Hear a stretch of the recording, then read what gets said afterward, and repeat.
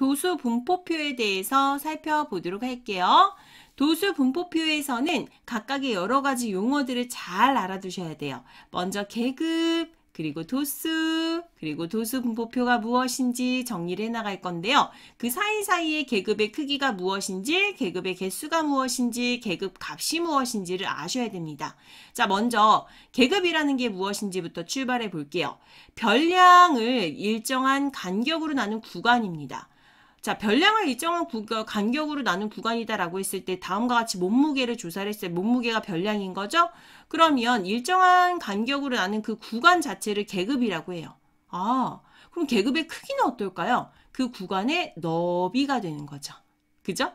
그리고 계급의 개수는 별량을 나눈 그 구간의 수를 얘기하는 거구나 라고 이해를 하시면 되고요. 도수는요, 각 계급에 속하는 별량의 개수, 그러니까 학생수라고 했다면 학생수가 도수가 된다라는 것을 살펴볼 수 있어요.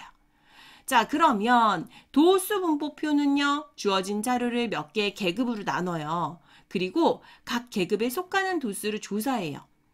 그래서 나타낸 표를 우리는 도수 분포표라고 나타냅니다. 우리 주기와 입그림에서는 각각의 구체적인 별량들의 값들을 알 수 있었지만요. 도수 분포표에서는요. 구체적인 각각의 별량들의 값들은 알 수 없어요. 하지만 전체적인 분포의 상태는 더 보기가 좋다라는 것은 확인할 수 있겠죠. 자, 그럼 이제 계급을 대표하는 값인 계급값을 알아보도록 할게요. 계급의 가운데의 값을 우리는 계급값이라고 하는데요. 계급의 양가급의 양끝값의 합에다가 2를 나눈 겁니다. 그래서 계급의 크기, 계급값, 도수는 단위를 포함하여 쓴다라는 것 기억해 주시고요.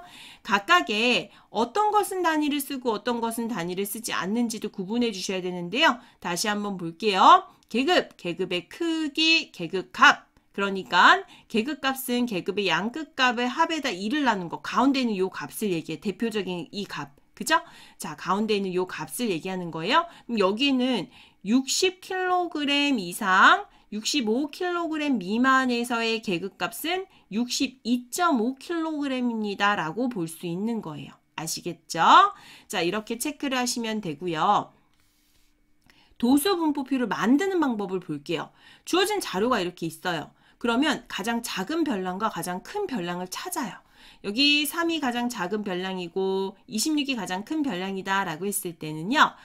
3, 26을 파악을 한 다음에 계급의 개수가 적당하게 한 5개에서 15개 사이가 될 수 있도록 계급의 크기를 정해주는 거예요. 그리고 각 계급에 속한 별량의 개수를 세어서 도수를 나타낸다라는 거죠. 구한다라는 겁니다. 적당한 수로 우리가 계급의 즉 개수가 나타날 수 있도록 체크를 해주시는 게 좋습니다. 그래서 계급의 크기는 10만큼으로 정했고 각각 몇 개가 되는지 즉 몇 명이 되는지를 체크하는 것이 도수였다라는 것 확인할 수 있고요.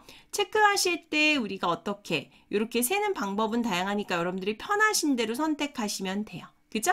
그래서 여기 이 30에서 몇을 뺀 것, 20을 뺀 것, 20에서 10을 뺀 것, 10에서 0을 뺀 것, 이게 이제 계급의 크기다라는 것, 계급의 수는 하나, 둘, 셋, 계급의 수는 하나, 둘, 셋, 3개가 된다라는 것, 이것들이 계급이고요. 이렇게 표를 정리한 게 도수 분포, 도수에 분포되어 있는 상태를 알 수 있는 표, 도수 분포표가 됩니다. 라는 것.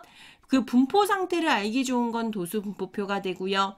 정말 각각의 개별적인 정보를 알기 좋은 것은 주기와 입그림이 된다라는 거 2가지를 여러분들이 특징들을 기억을 해주셔야 돼요. 아시겠죠? 자, 이렇게 해서 도수 분포표를 만드는 방법까지 체크해 보았습니다.